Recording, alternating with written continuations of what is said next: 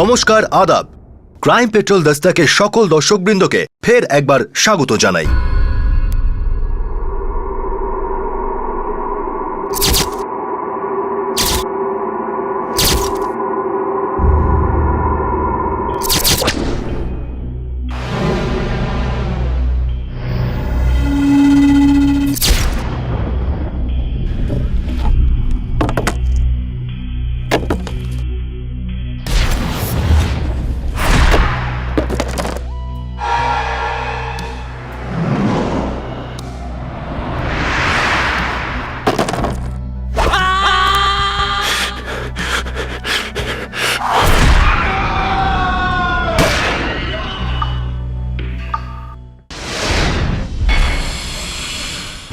যখন কারো মনে হয় যে তার কোনো জিনিস কেড়ে নেওয়া হয়েছে বা কেউ তা জবরদখল করে নিয়েছে, তখন সেই মানুষ আক্রোশ ও ঘৃণার আগুনে জ্বলতে থাকে। আর সেই ঘৃণা এক বিকৃত রূপ ধারণ করে। নিজেই নিজেকে প্রতারিত মনে করা অপরাধী হিংসাকে সঠিক বলে ভাবতে থাকে। এই ঘৃণা অপরাধের হুঁশিয়ারি, আর এই সংকেতকে উপেক্ষা করা প্রাণঘাতী হয়ে দাঁড়াতে পারে। 24শে জানুয়ারি 2011, উত্তরপ্রদেশ।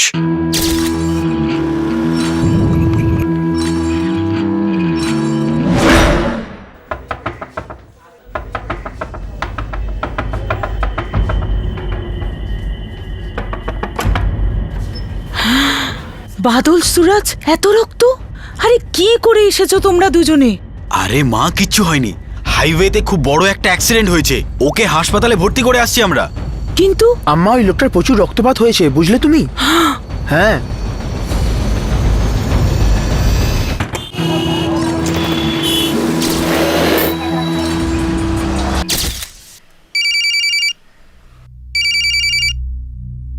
এটা আবার কার নাম? হ্যালো হ্যালো, হ্যাঁ দর্শন বলছেন? আপনি কে? হ্যাঁ, আমি এক্সাম ডিপার্টমেন্ট থেকে বিজি চৌধুরী বলছি। Sir, 1 minute. দর্শন, তোর ফোন, তাড়াতাড়ি আয়। আসছি দিদি, হোল্ড করতে বল। স্যার 1 সেকেন্ড, দর্শন আসছে। দর্শন, হ্যাঁ শোন, ইলেকট্রিক বিলটা জমা দিতে ভুলিস না। না, ভুলবো না। হ্যালো। হ্যাঁ, আমি এক্সাম ডিপার্টমেন্ট থেকে বিজি চৌধুরী বলছি। হ্যাঁ স্যার, গুড ইভিনিং। কি হয়েছে স্যার? আরে, তোমার এই বোর্ড এক্সামের ফর্মেতে তুমি ফটো লাগাওনি? না স্যার, আমার মনে আছে আমি লাগিয়েছিলাম। আরে ভুলে গেছো হয়তো, বা কোথাও খুলে টুলে পড়ে গেছে। দেখো, আজ আমরা সব ফর্ম নিয়ে লখনৌ যাচ্ছি। তোমার নাম্বার এখানে এই ফর্মেই পেলাম। থ্যাংক ইউ স্যার, কিন্তু এখন কি করব স্যার? আরে ফটো ছাড়া তোমার ফর্ম রিজেক্ট হয়ে যাবে। আমার গাড়ি ছাড়তে এখনো আধ ঘন্টা বাকি আছে। তুমি এখানেই এই বাস স্টপে চলে এসো, এখানেই ফটোটাও লাগিয়ে দেবো। আচ্ছা ঠিক আছে, আমি এখনই আসছি। কিন্তু আপনি কোথায় আছেন? এই আলমবাগ বাস স্ট্যান্ডের সামনে যে লেটার বক্স আছে না, ওখানেই আছি আমি। আর শোনো, দেরি করবে না কিন্তু। আচ্ছা ঠিক আছে স্যার, আমি এখনই আসছি। কি হয়েছে ভাই? দিদি, আমার এক্সাম ফর্মে ফটো নেই। এ আবার নতুন কথা কি? বরাবরের মতো তুই ভুলে গেছিস হয়তো। দিদি, যদি আমি আধ ঘন্টার মধ্যে ফটো না লাগাই তাহলে এবছর এক্সাম দিতে পারবো না। তাহলে যা না। হ্যালো, প্রণাম নিও বাবা। ভালো থাকো। আচ্ছা বাবা দর্শন, তোমার কলেজ থেকে কোনো বিজি চৌধুরী নামে টিচারের ফোন এসেছিল? হ্যাঁ বাবা, ওই ফটোগ্রাফের ব্যাপারে তো। এমন গুরুত্বপূর্ণ জিনিসটা কি করে তুমি ভুলে গেলে বলো তো? যাও তাড়াতাড়ি যাও, আলমবাগ বাস স্টপে তোমার জন্য অপেক্ষা করছেন উনি। হ্যাঁ বাবা, আমি এই বেরোচ্ছিলাম। তোমার কাছে কোনো ভালো ছবি আছে তো? হ্যাঁ বাবা, আছে আমার কাছে। আচ্ছা, কাজ হয়ে গেলেই ফোন করবে, কেমন? এত ভুলো মন ওর। সত্যি বলছি, আমার তো একদম ভালো লাগছে না। কি ভালো ঠেকছে না? আমরা এখানে, আমাদের 3টে বাচ্চা ওখানে। বাচ্চা? আরে ওরা এখনো বাচ্চা আছে। ওরা নিজেদের খেয়াল নিজেরাই রাখতে পারে, নিজেদের এবং অন্যেরও। এখানেও তো সেটা হতে পারে, ভালোভাবেই হতে পারে, কিন্তু তুমি তো কোনো কথাই শুনবে না। নিজে যা ভালো বুঝবে সেটাই করবে। এখানে কলেজ আছে, চাকরি আছে। দর্শনের মা, ওখানে আমার ছেলে মেয়েদের সামনে পুরো জগৎটা খোলা পড়ে রয়েছে দাঁড়ানোর জন্যে। তুমি কেন চিন্তা করছো? দেখবে এতে ওদের ভালো হবে। এলাহাবাদ যাওয়ার বাস বিকেল 4:55 ছাড়বে। মনোজ কুমার, ইউপি 9717 বাসের ড্রাইভার, অতি সত্বর টিকিট অফিসে চলে আসুন।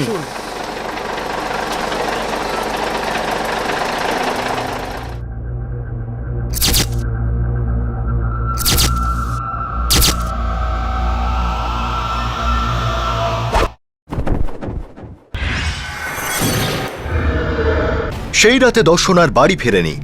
মোবাইল ফোন অফ, কোনো নামগন্ধ নেই। ওর বোন আর বাবা সারা রাত ওকে আলমবাগ বাস স্ট্যান্ডে খুঁজে বেড়ায়, বন্ধুদের কাছেও খবর নেয়। সব চেষ্টা বৃথা হওয়ার পর হতাশ মুখে তিনজন তালকাটোরা পুলিশ স্টেশনে পৌঁছয়। বিজি চৌধুরী নামের কোনো এক টিচার, তার কাছ থেকেই ফোনটা এসেছিল। উনি বলেন যে দর্শন নাকি তার ফর্মে ফটো লাগাতে ভুলে গেছে, তাই সেটা দিতেই গেছিল। এই দেখুন, এ তো ওনার নাম্বার আছে। সেম নম্বর থেকে দর্শনের মোবাইলেও ফোন এসেছিল, আমি রিসিভ করেছিলাম ফোনটা। আর তারপর থেকে ফোনটা বন্ধ হয়ে রয়েছে। যখন থেকে দর্শন নিখোঁজ, ব্যাস তখন থেকে বন্ধ। হয়তো কোনো বন্ধু বা ক্লাসমেটের বাড়িতে গেছে। না স্যার, আমাদের দর্শন আমাদের না বলে কখনো কোনোদিন কোথাও যায় না। হয়তো কাল রাতে গেছে। না স্যার, আমরা ওর সব বন্ধুর কাছেই খোঁজ করেছি, ও কোথাও নেই। স্যার রাতে কোথাও গেলে অবশ্যই বলে যেত, একসাথে খাবে কিনা সেটাও জানাতেও কখনো বলতো না। শুধু ফটো লাগাতে সে ভুলে গেল।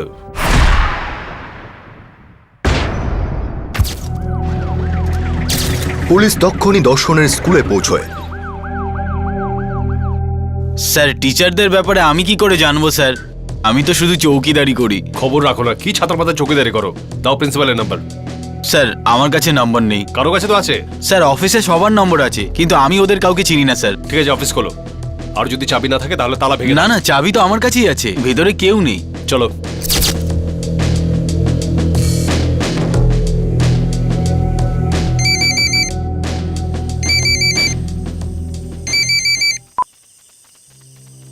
হ্যালো। Hello, principal sir. হ্যাঁ, আমি মিস্টার সিং বলছি। আপনি কে বলছেন? পুলিশ। কি ব্যাপার, কিছু হয়েছে নাকি? আপনার সঙ্গে একটা আর্জেন্ট কথা আছে, এক্ষুনি দেখা করুন। দেখুন, সবার আগে বলছি, ফটোগ্রাফ ছাড়া কোনো ফর্ম প্যাক হয় না, দুবার চেকিং হয়ে থাকে। টিচার বিজি চৌধুরী তো বলছিলেন প্যাক হওয়ার পরেও নাকি ফটো দেওয়া যায়। উনি তো বলছিলেন ফর্ম ওনার হাতে ছিল। একদম ভুল কথা। গত সপ্তাহে সব ফর্ম ইউপি বোর্ডের অফিসে ডিসপ্যাচ হয়ে গেছে। আর দ্বিতীয় কথা, স্কুলের এক্সামিনেশন ডিপার্টমেন্টে বিজি চৌধুরী নামের কোনো এমপ্লয়ি নেই। যদি ফর্ম সংক্রান্ত কোনো প্রবলেম থাকে তবে সবার আগে তো আমার সাথে কন্ট্যাক্ট করা হয়ে থাকে। আমি জোরের সাথে বলতে পারি যে এটা কোনো ছেলে মানুষই বা বিশ্রী রসিকতা। তা না হলে সামথিং ইজ রিয়েলি সিরিয়াস। না না না, আমার সাথে আবার কার শত্রুতা থাকতে পারে? আমি গ্রামের এক স্কুলের সাধারণ এক শিক্ষক। কারোর কোনো ক্ষতি যখন করিনি, তাহলে আমার ছেলের খারাপ কি করে ঘটতে পারে? না না, আমি মানতে পারছি না। রণবীর বাবু, তাহলে সেটাই হয়ে থাকবে যা প্রিন্সিপাল স্যার বলছিলেন। দর্শনের বন্ধুরা মিথ্যে কথা বলে ওকে, তারপর গায়েব করে দেয় দর্শনকে বাস স্ট্যান্ড থেকে।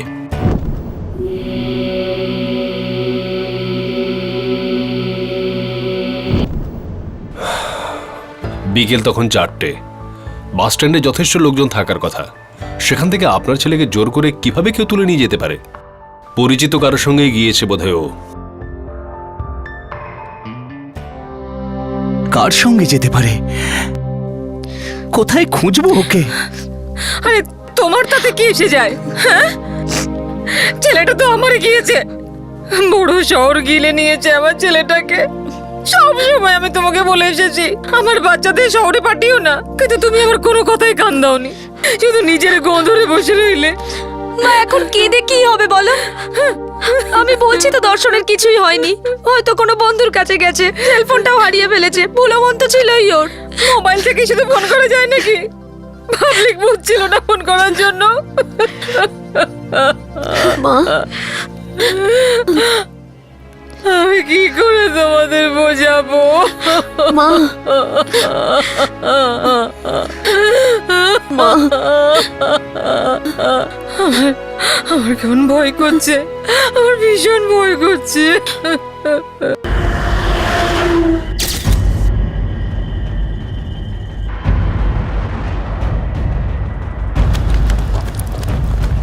পরের দিন কানপুর রোডের ধারে স্থানীয় লোকজন একটি মুন্ডুহীন দেহ দেখতে পায়। তৎক্ষণাৎ তারা পুলিশে খবর দেয়।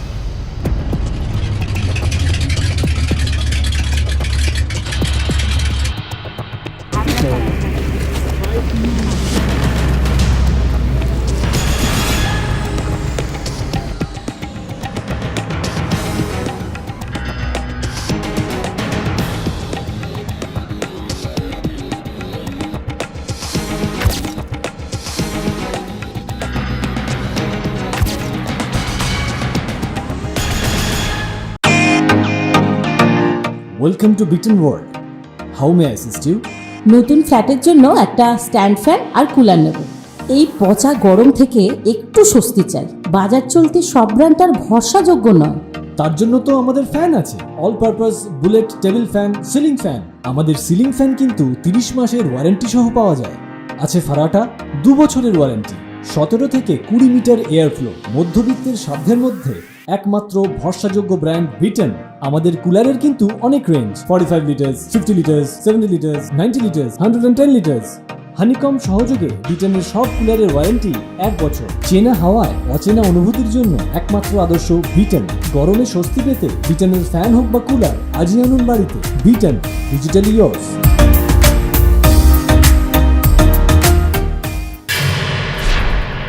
বিভ্রান্তিকর একটা ফোন কল, বাস সেই ফোন কলের পরই 17 বছরের দর্শন যাদবের মাথা আলাদা আর শরীর আলাদা হয়ে যায়।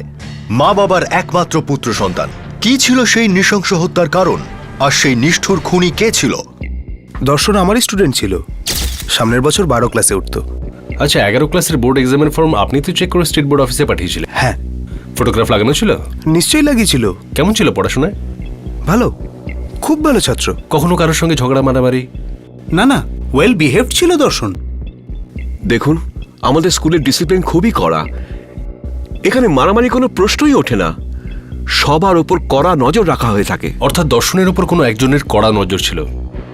সে জানতো যে দর্শনের এক্সাম ফর্ম পাঠানো হয়েছে, আর সেই খবরের সে ফায়দা নিয়েছিল। দর্শনকে ফাঁসায় আর তাকে এটা বিশ্বাস করতে বাধ্য করে যে তার ফর্ম পুরোপুরি কমপ্লিট হয়নি। দেখুন, আমাদের যারা অ্যাডমিনিস্ট্রেটিভ স্টাফেরা আছেন তারা প্রতিটি জিনিস অত্যন্ত সাবধানে রাখেন। কোনো নিউজ লিক হয়নি। কেন? আপনার স্টাফের মধ্যে তো কেউ হতে পারে। আচ্ছা, কেউ এমন কাজ করবে কেন? তাও আবার বাস স্টপে ডেকে একটা ফটোগ্রাফ দেওয়ার অজুহাতে? No no no, I don't believe this. This is unduly impossible.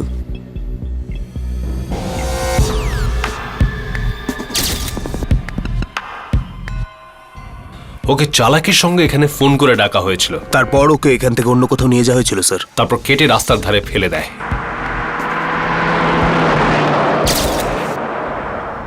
আধ ঘন্টা বাস স্টপেজ মার্ডার লোকেশন থেকে আধ ঘন্টা দূরে।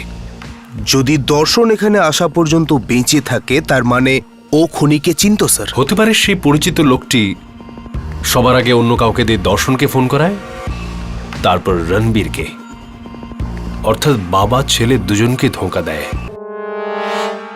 07620986678 এই নাম্বার থেকে দর্শন আর তার বাবাকে ফোন করা হয়েছিল।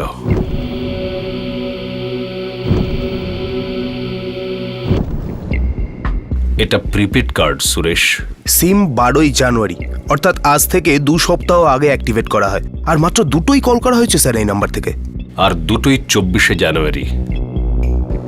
একটা দর্শনকে আর একটা তার বাবা রণবীরকে।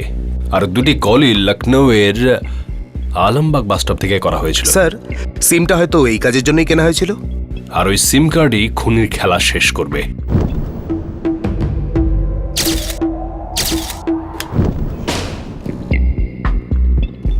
স্যার, এই সিম কার্ডটা জগদম্বা টেলিসার্ভিস থেকে কেনা হয়েছিল।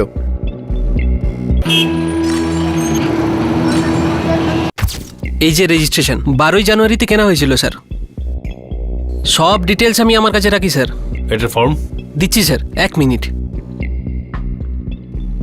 হ্যাঁ স্যার, এই যে ফর্ম। যে মোবাইল নাম্বার থেকে দর্শনের কাছে ফোন এসেছিল সেই সিম কার্ড জনৈক সর্বেশ সিং এর নামে কেনা হয়েছিল, আর ঠিকানা ছিল লখনৌর মায়াপুরি এলাকার। স্যার, পিনকোডও ঠিক, রাস্তাও ঠিক, এমনকি গলিও, কিন্তু মায়াপুরি নামে না কোনো বিল্ডিং আছে না কোনো বাড়ি। এটা অ্যাড্রেস নয়, মায়াজাল সুরেশ। খুবই জটিল জাল বোনা হয়েছে স্যার। এই জাল বহু বছর ধরে তৈরি করা হয়েছে। তার মানে কি স্যার? অর্থাৎ দীর্ঘদিনের পুরনো শত্রুতার ব্যাপার মনে হচ্ছে। হয়তো দর্শনের তখন জন্মই হয়নি।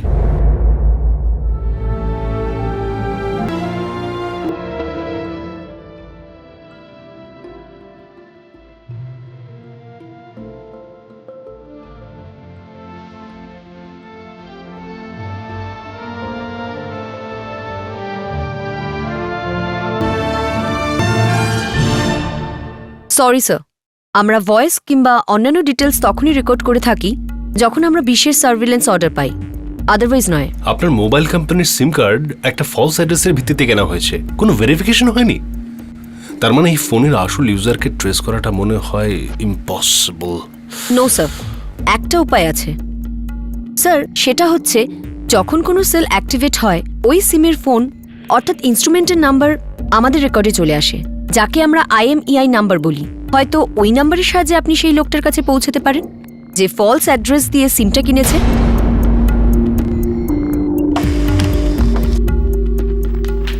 এই নিন স্যার ওই ফোনের IMEI নাম্বার। চেস করা যেতে পারে ফোনটাকে? যদি এতে অন্য সিম লাগানো থাকে আর সেটা চালু থাকে, ইয়েস স্যার, ওই ফোনকে ট্রেস করা যেতে পারে।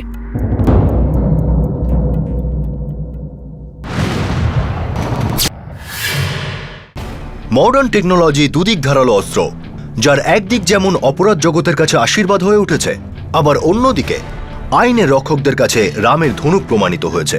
এবার এই কেসটাতে দেখুন, অপরাধীরা অন্যায়ভাবে সিম কার্ড হাতিয়ে প্রথম বাজিটা জিতেছিল ঠিকই, কিন্তু টেকনোলজি ওদের থেকে দু কদম এগিয়েছিল। খুনিদের কাছে এর আভাসটুকুও ছিল না যে তাদের সেলফোন এখন পুলিশের নাগাল থেকে ছিল নামমাত্র দূরে। পুলিশ ওই IMEI নম্বরের সেলফোনটা ট্রেস করে।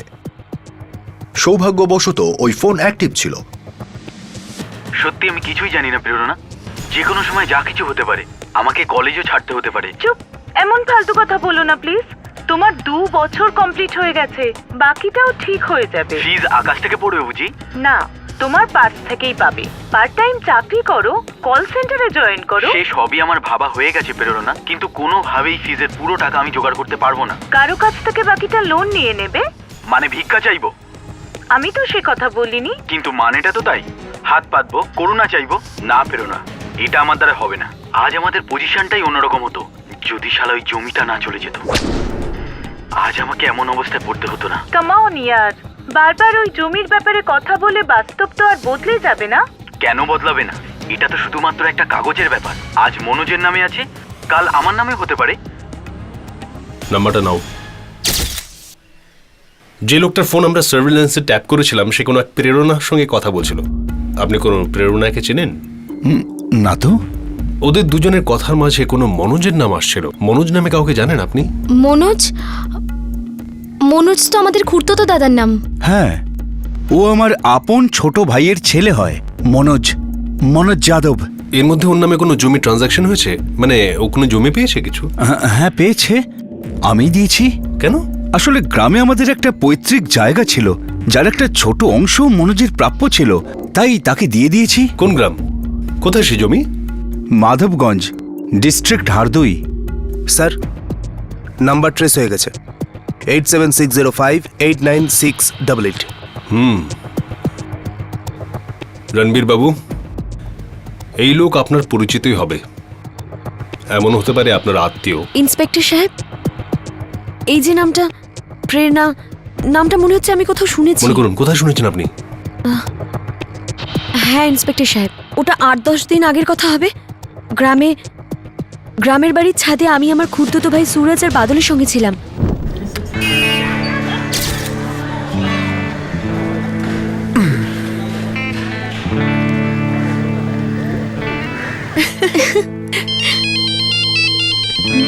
প্রেরণা? প্রেরণাটা কে? গার্লফ্রেন্ড? কি বলছো তুমি দিদি?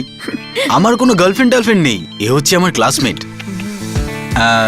হ্যাঁ প্রেরণা, হ্যাঁ আমি তোমাকে 10 মিনিট পরে ফোন করছি। Okay bye. আরে দাদা, ফোনটা কেটে দিলে কেন? মন ভেঙে যাবে না বেচারির? কথা বলো না ওয়েফের সাথে। আরে অনলি ফ্রেন্ড, জিএফ নয়। হ্যাঁ আচ্ছা, খুব মজা লাগছে তোর। নে খেল খেল। বাদল আমার বড় ভাইয়ের ছেলে। রণবীর বাবু, এই নম্বরে কল করুন, সবকিছু ক্লিয়ার হয়ে যাবে। 8760589688।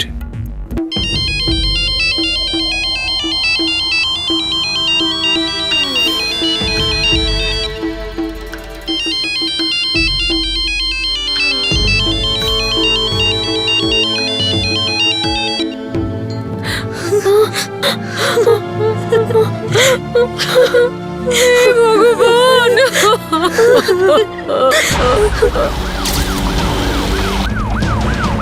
অর্থাৎ ওদের দুজনের এখানেই থাকার কথা।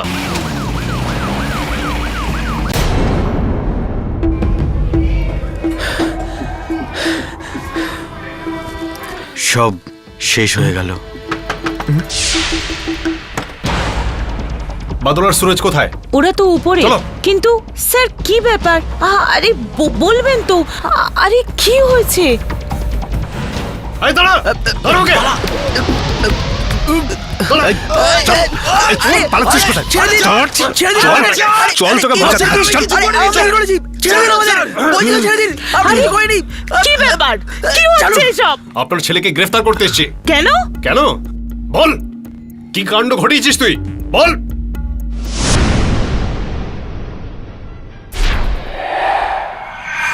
বাদল আর সূর্য সব অপরাধীর মতোই এটা ভেবে বসেছিল যে ওদের প্ল্যানিং দারুণ মজবুত, দারুণ হাইটেক, আর পুলিশ কোনোদিন ওদের টিকিও পাবে না। কিন্তু রক্তের গন্ধ অত্যন্ত তীব্র, বিশেষ করে এক নিষ্পাপ নাবালক ও সম্পূর্ণ নির্দোষ কিশোরের রক্ত। পুলিশের সেই গন্ধ পাওয়ারই ছিল। হ্যালো, হ্যাঁ আমি এক্সাম ডিপার্টমেন্ট থেকে বিজি চৌধুরী বলছি। হ্যাঁ স্যার, গুড ইভিনিং। কি হয়েছে স্যার? আরে তোমার এই বোর্ড এক্সামের ফর্মেতে তুমি ফটো লাগাওনি? না স্যার, আমার মনে আছে আমি লাগিয়েছিলাম। আরে ভুলে গেছো হয়তো, বা কোথাও খুলে টুলে পড়ে গেছে। আচ্ছা দেখো, একটা কাজ করো, আমাদের গাড়ি ছাড়তে এখন আধ ঘন্টা বাকি আছে, তুমি এখানেই এই বাস স্টপে চলে এসো, এখানেই ফটোটাও লাগিয়ে দেবো। আচ্ছা ঠিক আছে, আমি এখনই আসছি। কিন্তু আপনি কোথায় আছেন? এই যে আলমবাগ বাস স্ট্যান্ডের সামনে যে লেটার বক্স আছে না, ওখানেই আছি আমি। আচ্ছা ঠিক আছে স্যার, আমি এখনই আসছি। এবার রণবীর কাকাকে ফোন করছি। ঠিক বলেছো দাদা, কেউ কোনোদিন সন্দেহ করবে না। আমি ওই সিমটা ফলস অ্যাড্রেস দিয়ে হাতিয়েছিলাম শুধু এই কাজটা করার জন্য। এলাহাবাদ যাওয়ার বাস বিকেল 4:55 ছাড়বে।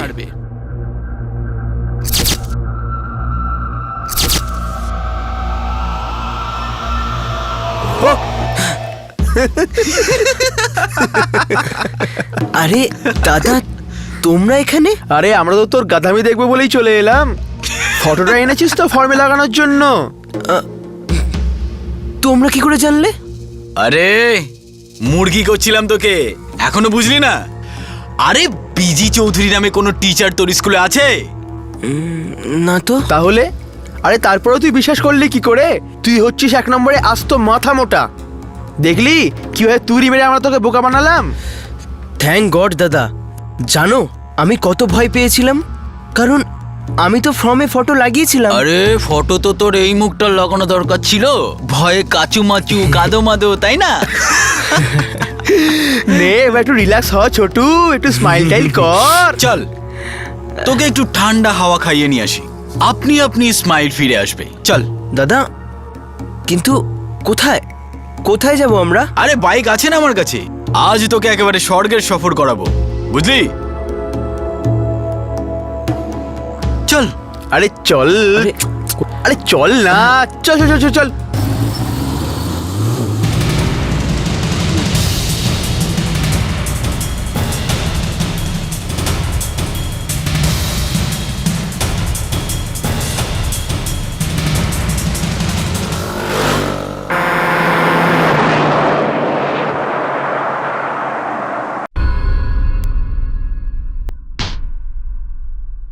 দাদা বলো না, কোথায় যাচ্ছি আমরা?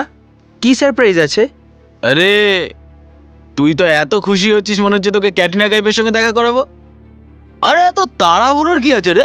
হ্যাঁ, আরে গঙ্গার ধারে যাব, গরম গরম জিলিপি খেয়ে বাড়ি চলে যাব, কি বুঝলি? ঠিক আছে দাদা। দাদা আমি দিদিকে একবার ফোন করে বলে তো দিই যে আমি আজ খাবো না। আরে পাগল হয়ে গেছিস নাকি? আরে ফিরে ওদের সারপ্রাইজ দিবি। সারপ্রাইজ মানে বুঝিস? কিন্তু দাদা ও একটু পরেই রান্না বসিয়ে দেবে। আরে তার আগেই তোরা পেয়ে যাবে না সারপ্রাইজ।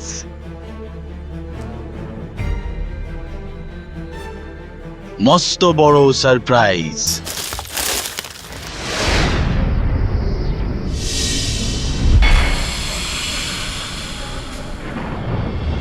দাদা কিছু মনে করো না, কিন্তু আমার কেমন যেন মনে হচ্ছে যে অন্য কোনো ব্যাপার আছে, তাই না?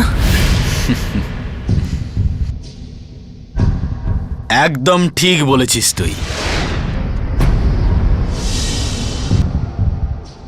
কিন্তু তোর এর মধ্যে কোনো হাত নেই। শুধু এটা জেনে রাখ যে আজ তুই বলির পাঁঠা হলি।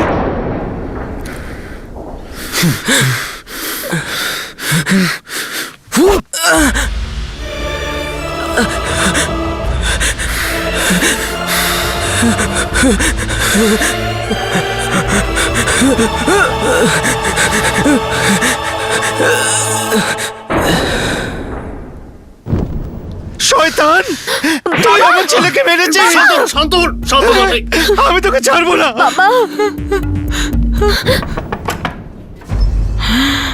বাদল, সুরাজ, এত রক্ত! আরে কি করে এসেছো তোমরা দুজনে? আরে মা, কিচ্ছু হয়নি। হাইওয়েতে খুব বড় একটা অ্যাক্সিডেন্ট হয়েছে, ওকে হাসপাতালে ভর্তি করে আসছি আমরা। বল, দর্শনের মাথাটা নিয়ে কি করেছিস তোরা? বল।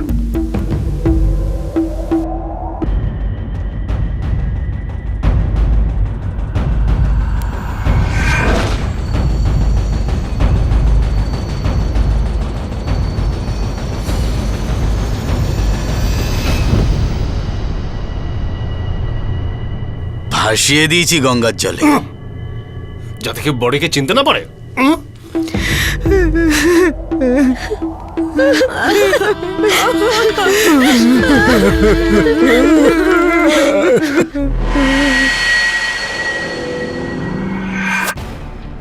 বাদল আর সূর্য নিজেদেরই তৈরি জালে জড়িয়ে যায়।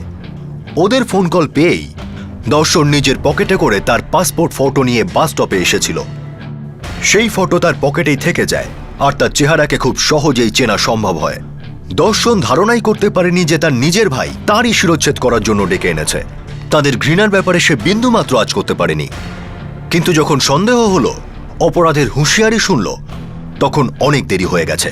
দাদা, কিছু মনে করো না, কিন্তু আমার কেমন যেন মনে হচ্ছে যে অন্য কোনো ব্যাপার আছে, তাই না? রণবীর কাকা পৈতৃক জমির অংশ অন্য কাকার ছেলে মনোজের নামে লিখে দেয়। আমরা কিছুই পেলাম না। আমরা অভাবে ডুবে যাই, কিন্তু তাতে কারোর কিচ্ছু এসে যায়নি। আরে ওই জমিটা আমরা পেলে আমাদের বেশি উপকার হতো। পূর্বপুরুষদের জমি ছিল ওটা, কারোর একার জায়গা ছিল না। ইঞ্জিনিয়ারিং পড়ার জন্য আমি আপনার কাছ থেকে টাকা ধার নিলাম, কিন্তু আপনি যখন তখন টাকা ফেরত চাইতেন। আরে চাকরি না পেলে কোথা থেকে টাকা ফেরত দেব? তারপর সুরজের পড়াটা বন্ধ হয়ে গেছিল। একটা 17 বছরের ছেলের মাথা কেটে তুমি কি পেলে? পেতাম, যদি ধরা না পড়তাম নিশ্চয়ই পেতাম। কি পেতে?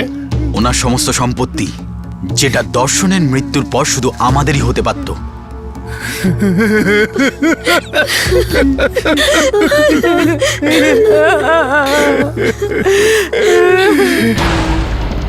দর্শনের কেটে ফেলা মাথার খোঁজ পুরো 1 সপ্তাহ ধরে চলে,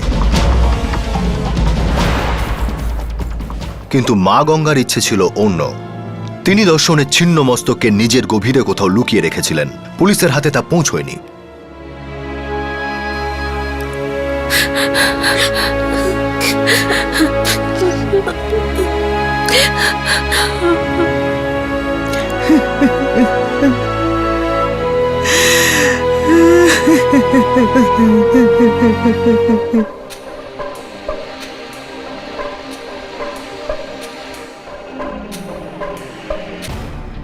ধন, সম্পত্তি ও পত্নী, এই 3 জিনিসকে নিয়ে কত যে রক্ত নদী বয়ে গেছে তার ঠিক নেই। অথচ দেখুন, যার রক্ত বয়েছে এবং যে বইয়েছে, উভয় রক্তই এক। প্রেম ভালোবাসার সম্পর্ক ঘৃণায় বদলে যায়। আর অপ্রিয় সত্য এটাই যে ঘৃণার মধ্যে বিশাল শক্তি থাকে। এই ঘৃণারই বীজে সম্ভাব্য অপরাধের সংকেত লুকিয়ে থাকে। সেই বীজকে সময় থাকতে চিনে নিয়ে নির্মূল করে দেওয়া খুবই জরুরি, নইলে সেই ঘৃণা পাশবিকতায় বদলে যেতে সময় লাগে না। আর তখনই অনেক ক্ষেত্রে তা দেরি হয়ে যায়, যেমন আজকের এই কেসে হয়েছে। নিষ্পাপ নির্দোষ দর্শন যাদব নিজেরই ভাইদের হাতে খুন হলো। সব অপরাধ আভাস দেয়, কান খাড়া রাখুন, জীবন বাঁচতে পারে। জয় হিন্দ।